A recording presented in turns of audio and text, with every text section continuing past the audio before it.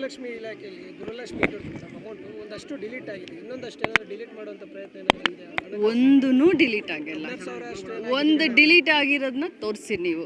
ಯಾರು GST pay ಇದ್ದಾರೆ, ಯಾರು ಇನ್ಕಮ್ ಟ್ಯಾಕ್ಸ್ ಪೇ ಇದ್ದಾರೆ ಅಂಥವ್ರದ್ದು ಆಗಿರಬಹುದೇ ಹೊರತಾಗಿ, ಮತ್ತು ಅಂಥವ್ರದ್ದು ನಾನು ಕೇಳಿದೆ, ನೀವು ರಿಪೋರ್ಟ್ ಮಾಡಿದ ತಕ್ಷಣ ಕೇಳಿದೆ. ಅಂಥದ್ದು ಏನು ನಾವು ಡಿಲೀಟೇ ಮಾಡೋದಿಲ್ಲ. ಏನಾಗಿದೆ ಅಂತಂದರೆ ಅವ್ರನ್ನ ಅಪ್ಲೋಡ್ ಮಾಡಬೇಕಾದ್ರೆ ನಾವು ಅವ್ರನ್ನ ಒಳಗಡೆ ತಗೊಳ್ಳೋದಿಲ್ಲ. ಅಪ್ಲೋಡ್ ಹಂತದಲ್ಲಿನೇ ಅವರು ಡಿಲೀಟ್ ಆಗ್ತಾರೆ. ಅವರು ಆಗಿ ಅವರು ಹಣ ತಗೊಂಡು ಆಮೇಲೆ ನಾವು ಡಿಲೀಟ್ ಮಾಡಲ್ಲ. ಅವರ ರಿಜಿಸ್ಟ್ರೇಷನ್ ಮಾಡುವಂಥ ಸಂದರ್ಭದಲ್ಲಿನೇ GST ಮತ್ತು ಇನ್ಕಮ್ ಟ್ಯಾಕ್ಸ್ ಪೇಯಿಗಳ ಹೆಸರು ಡಿಲೀಟ್ ಆಗ್ತದೆ. 11ನೇ ಕಂತಿನ ಹಣ ಬಂದಿದೆಯಾ ಅಂತ ಎಲ್ಲ ಜಿಲ್ಲೆಗಳಲ್ಲಿ 11ನೇ ಕಂತಿನ ಹಣ ಬಂದಿದೆ. 12 ಮತ್ತು 13ನೇ ಕಂತಿನ ಹಣ ಈಗ ಬಿಡುಗಡೆ ಮಾಡ್ತೀವಿ.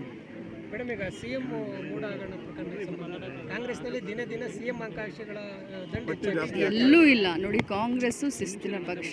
ಕಾಂಗ್ರೆಸ್ನಲ್ಲಿ ಹೈಕಮಾಂಡ್ ಏನು ತೀರ್ಮಾನ ತಗೊಳುತ್ತೆ ಅದೇ. ಗಟ್ಟಿಯಾಗಿ ಬಹಳ ಚೆನ್ನಾಗಿ ಪ್ರಗತಿಪರವಾದಂಥ ಹಿಂದುಳಿದ ವರ್ಗದ ನಾಯಕರಾದಂಥ ಸಿದ್ದರಾಮಯ್ಯನವರು ಬಹಳ ಚೆನ್ನಾಗಿ ಕೆಲಸ ಮಾಡ್ತಾ ಇದ್ದಾರೆ. CM ಚೇರು ಖಾಲಿ ಇಲ್ಲ. Thank you. ರಾಜ್ಯಪಾಲರು ಪ್ರಿಯಾಂಕ್ ಖರ್ಗೆ ಕೂಡ ಅಲ್ಲಪ್ಪ, ಬೇರೆಯವ್ರು ಕೇಳೋಕೆ ಬಿಡಪ್ಪ, ನೀನು ಒಬ್ಬನೇ ಎಲ್ಲರದ್ದು ಕೇಳ್ತಾ ಇದೀಯಾ? ಪ್ರಿಯಾಂಕ್ ಖರ್ಗೆ ಅವ್ರಿಗೂ ಕೂಡ ವಿವರಣೆ ಕೇಳಿದ್ದಾರೆ ಮೇಡಮ್. ಈ ಥರ ಅವರು ಹಗರಣ CA ಸೈಟ್ ಕೊಟ್ಟಿದ್ದಾರೆ ಅಂತ ಹೇಳ್ಬಿಟ್ಟು ಅದಕ್ಕೆ ಉತ್ತರ ಕೊಡ್ತಾರೆ ಖರ್ಗೆ ಅವರು. Thank you.